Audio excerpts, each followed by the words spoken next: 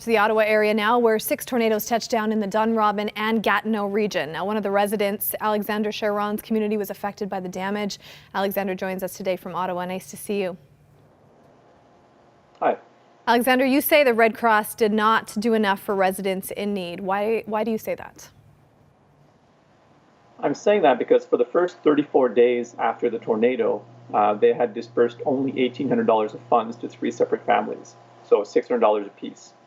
Even though I had come to them literally begging hand in hand for assistance for these families, the 53 families whose houses were destroyed, they did not provide any help. So what seemed to be the delay there? Unknown. They kept telling everyone that was insured that they were not eligible for any monetary help. Now, I understand that your home was not damaged, but these are your neighbors. These are people that lived 5 minutes away. Why did you think it was your responsibility to get in there and to advocate for them? I decided to advocate for them because I was there from day 3. So I know what they were going through. I know what kind of assistance they needed, and I know what kind of assistance they weren't getting.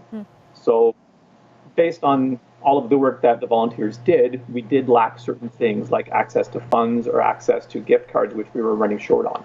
So when we actually asked for help, it was not for, it wasn't for items specifically, it was more for monetary help, gas cards, cards to Shoppers Drug Mart so they can get medicine, cards for stores so that people could buy underwear and socks and whatnot. Alexandre, our entire show is about being a good neighbor.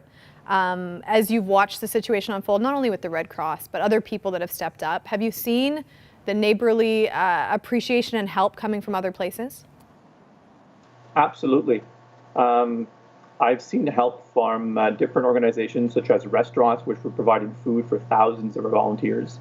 We saw help from local stores that were providing free services to us. We saw help from the United Way, which were graciously donating thousands of dollars of cards to us as well. So help was coming from everywhere, even the neighboring community of Harp, which raised nearly $100,000 for us. Yeah, it's amazing how people step up when there's a time of need. What would you like to see done differently if this happens to another community in Canada?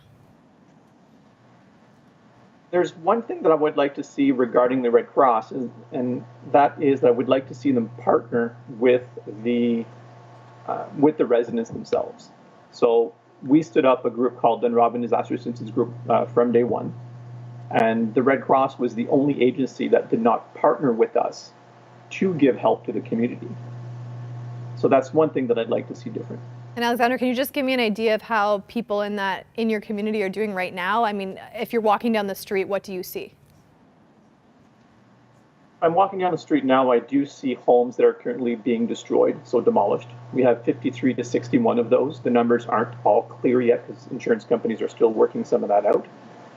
So you see that. You see roofs being repaired, being prepared for the winter, so they'll survive the winter. We do see some security measures in place at night to stop looting and things like that. So we do have that in place. And essentially what you see is a community that is missing 3/4 of its families. It's empty and desolate. Well, hopefully people will check out that Dunrobin Disaster Group because I'm sure there's lots of needs, even coming into the Christmas season. Alexandre Charron, an Ottawa resident, joining us today. Thank you for being with us.